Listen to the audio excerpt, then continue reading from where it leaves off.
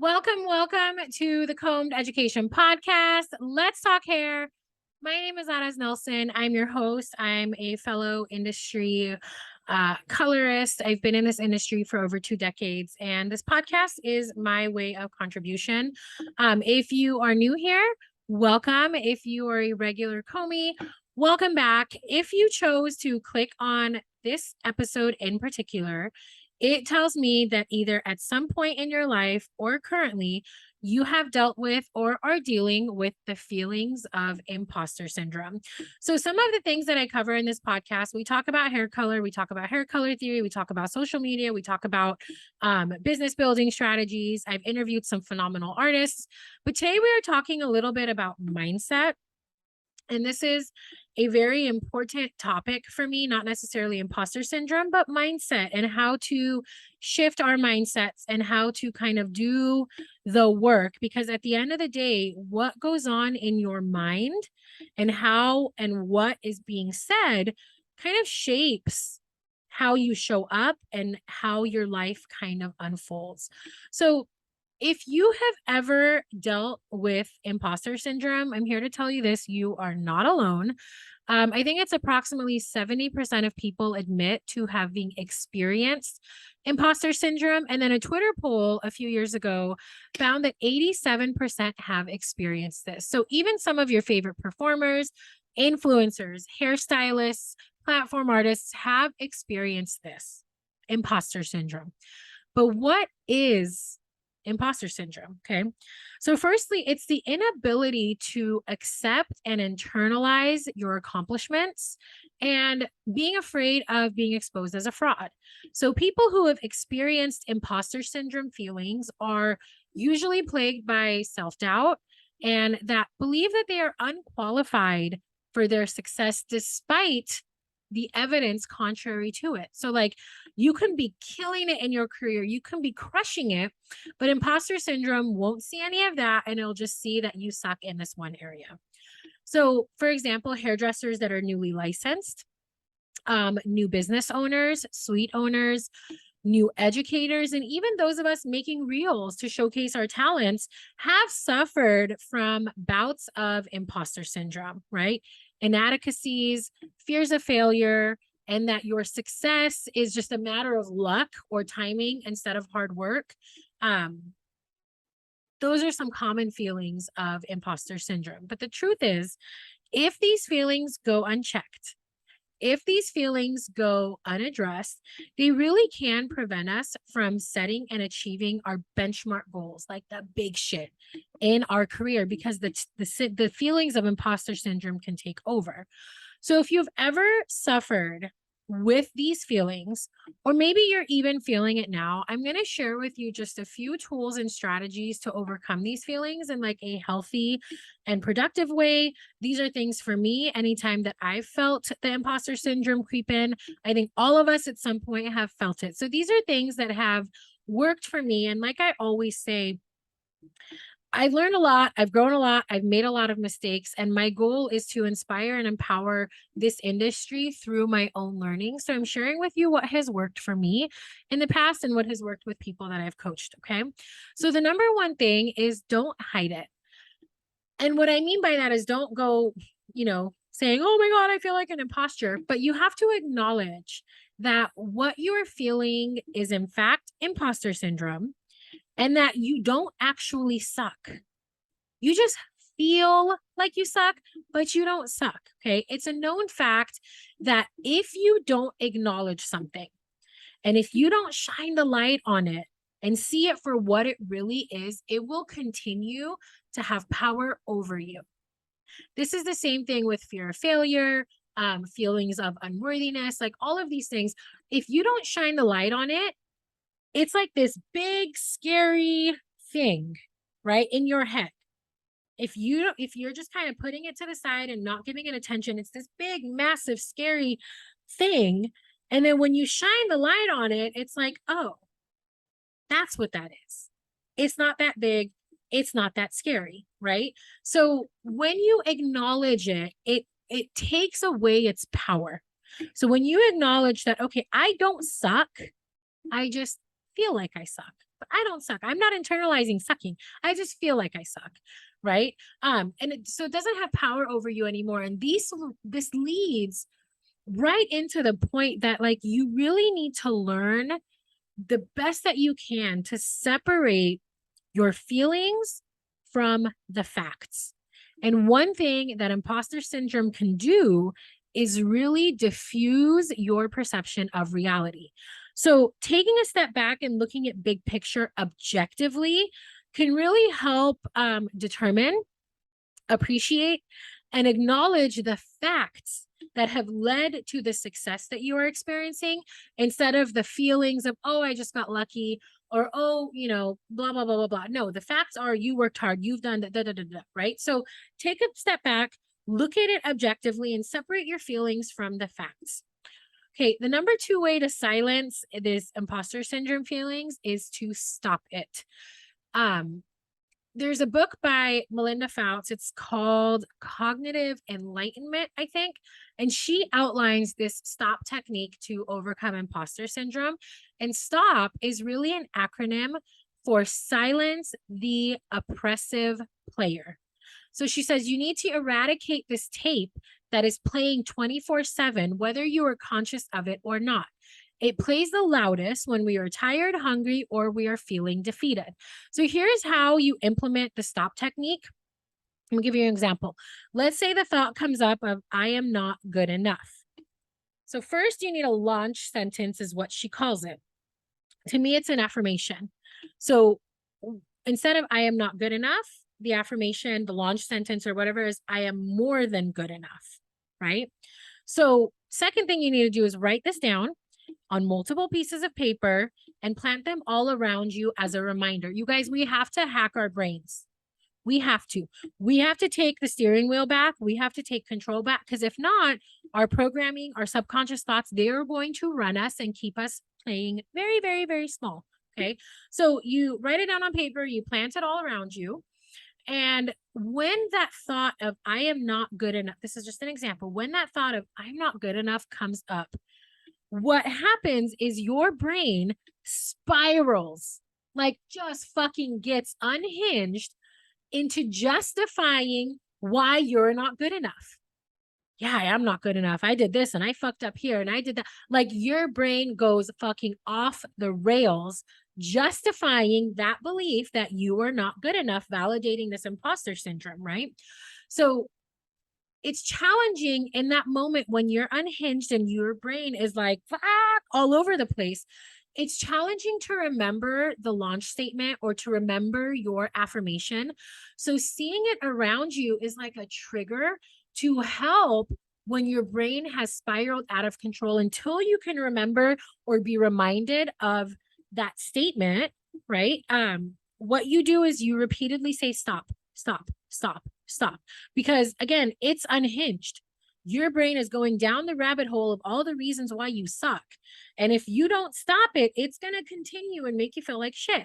So until you can figure out what that affirmation was that you wanted to replace with that, you just say stop in your brain. Stop, stop, stop. Once you know, or you remember, or you're triggered by that launch statement or that affirmation, you can replace stop with I am more than good enough. Right? So but again, it comes back to you can't hide it. You have to shine the light on it. You have to know what the conversation in your brain is first. And then you can come up with a strategy to write down or come up with an affirmation that goes against that negative thought and validates something positive about you. And so when you're spiraled and hinged out of control, that is a trigger for you to be like, no. So instead of it saying, I suck because of this, you take control and you say, I am more than good enough. Well, I suck because of this. I am more than good enough. Okay. So saying the statement is going to help you when you plant it all around. And what's going to happen is over time, and I say this from experience, over time, your mind will start spiraling again, but in the direction of I am more than good enough. And it's going to give you evidence to support that. So your mind is going to get unhinged, but in a good way. It's going to show you why you were more than good enough. Wow, I killed it with that client. wow, that was an amazing transformation. Wow, that color correction was phenomenal. Instead of I suck, instead of the like 1% that wasn't so great, once you start like completely believing in the other program, the launch statement, then your mind is going to give you the evidence to support that.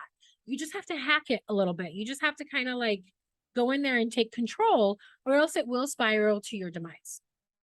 Okay. And I know it seems simple enough, but when our minds do go unhinged, we do need a simple, easy to remember strategy or a solution to pull us out of it. Number 3 way to silence imposter syndrome. This is one of my favorite strategies, and I call it a win list. Anytime you have a win, an accomplishment, a highlight moment in your career, a highlight moment in your personal life, jot it down on your win list. There is no win that is too big and no win that is too small. A win is a win, period. So while it may be awkward to keep a list of all of your wins and accomplishments, okay, revisiting this list from time to time, especially when the imposter syndrome is raging and your brain is unhinged, it is definitely going to help diminish that imposter syndrome. Because like this is in line with my first point of separating feelings from facts. Feelings are what your brain is telling you when it's spiraling out of control and validating why you suck. But your win list is factual proof that you do not, in fact, suck. So keep a win list, a notes in your phone of anything that you feel proud of, anything that is a benchmark moment, any win that you have. And so anytime you're feeling plagued with feelings of self-doubt, I'm not good enough, I suck, blah, blah, blah, you can look at that win list. Like that is facts versus all of these made up shit that are feelings. That is fact. Okay. Number 4, how to silence imposter syndrome is assemble your people. The importance of having the right people around you is undoubtedly crucial, especially if you have big goals and big dreams and you get plagued by imposter syndrome or fear of failure. Okay. It is so important to have a diverse group of people to bounce ideas off of, to hold you responsible to your goals, to hold you accountable, and to call your ass out on your wins and your bullshit. Okay. These are your people. Now, they don't all have to know each other, but you have to have a few key people that you can go to, and they're your people. And with these people, you're going to share your experiences, your fears, creative ideas, aspirations, your goals, your setbacks, your comebacks, all of that. These are people that you trust to hold you accountable, to hold you responsible, to call you out on your shit. Like these are your people. And with these people, you celebrate each other's accomplishments, right? You call out each other's bullshit. Just make sure that these people are your people and that they have your best interest at heart. A handful of people like this in your life will absolutely transform your perception of yourself, your feelings about yourself, and you achieving your goals. Like having that support system, oh my God, it's insanely valuable. Okay, the last thing is, this is a funny one, but it's something that I use and have used for over a decade now. It's acronyms. So maybe you've heard before what I've talked about, the JFDI, right? It's a known phrase in my household, JFDI. It stands for just fucking do it. And that is like, whenever I know I need to do something and I don't want to do it, I'm all in my head about it. I just say JFDI, I just fucking do it. And I just fucking do it. Okay. It's an acronym I use on a regular basis. Like another example, the alarm goes off, just fucking do it. Don't snooze, just get up. Right? Time to work out. I don't want to, all the excuses, just fucking do it. It's quite handy. But here's something that I have never shared. This is my first time sharing it, that JFDI is only part of the acronym. The other very important part, which is the beginning part of the acronym, is GTFOYA. GTFOOYH. Get the fuck out of your head. So the whole thing is GTFOYA JFDI. Okay. Means get the fuck out of your head and just fucking do it. Most, if not all of the time, we are so in our heads.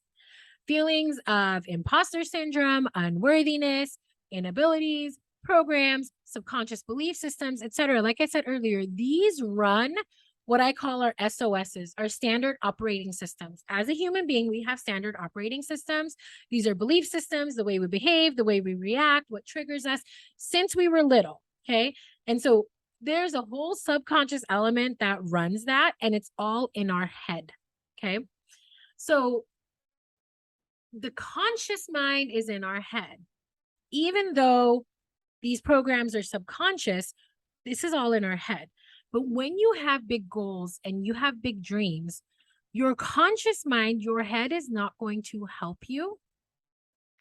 It's your subconscious soul spirit, whatever you want to call it, that is going to help change those stories that we have and make these big goals a reality. So that subconscious system that we have, we need to hack it.